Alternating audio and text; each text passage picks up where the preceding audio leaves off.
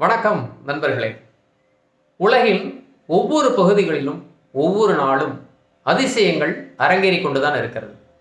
நமக்கு தான் பல விஷயம் தெரியல, சிலது மட்டும்தான் தெரியுது.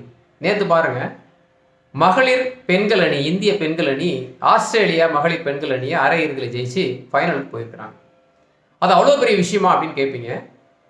இதுக்கு முன்னாடி பார்த்தீங்கன்னா 12 முறை உலகக்கோப்பை நடந்திருக்கு. அதில் 7 முறை ஆஸ்திரேலியா ஜெயிச்சிருக்காங்க, 4 முறை இங்கிலாந்து ஜெயிச்சிருக்காங்க, ஒரே ஒரு முறை நியூசிலாந்து ஜெயிச்சிருக்கு.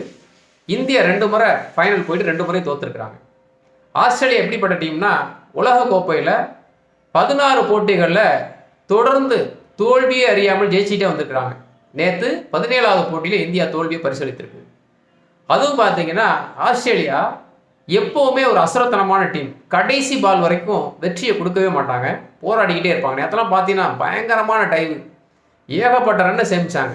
ஆனாலும் இந்திய பெண்கள் அணி ஜெமிமா ரோட்ரிக்ஸ் ஒரு 127 ரன்னு, அதே மாதிரி இந்திய கேப்டன் ஹனுமந்த் கவுர் ஒரு 89 ரன்னு. சூப்பரான பார்ட்னர்ஷிப். ஏன்னா 60 ரன்னுக்குள்ள 2 விக்கெட் போயிடுச்சு.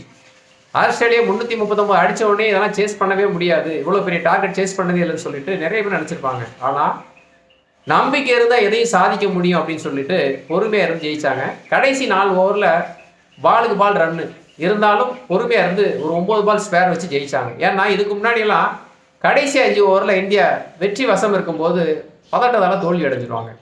இந்த முறை சூப்பராக ஜெயிச்சாங்க. அதுலேயும் ஆஸ்திரேலியா கேப்டன் என்ன சொல்கிறாங்கன்னா, இது வரைக்கும் வெற்றி பெற்றது பற்றி தான் நான் மைக்கில் பேசியிருக்கேன், முதன் முறையாக தோல்வி அடைஞ்சது எப்படின்னு கேள்வி கேட்குறீங்க, எனக்கு ஆச்சரியமாக இருக்குது, நம்பவே முடியலன்னு சொல்கிறாங்க. என்ன ஒரு கான்ஃபிடென்ட் பாருங்கள். அதே மாதிரி இந்திய அணி கேப்டன் சொல்கிறாங்க, என்னால் இந்த வெற்றியை நம்பவே முடியல, ஜெயிச்சதே எங்களுக்கு ஆச்சரியமாக இருக்குன்றாங்க. எல்லா இடத்துலையும் அதான் சொல்கிறேன், நம்பிக்கை வைங்க, உங்களால் முடியும், உங்களால் மட்டுமே முடியும். நம்பிக்கை வச்சா எதையும் சாதிக்க முடியும். அடுத்த பதிவில் சந்திப்போம். நன்றி.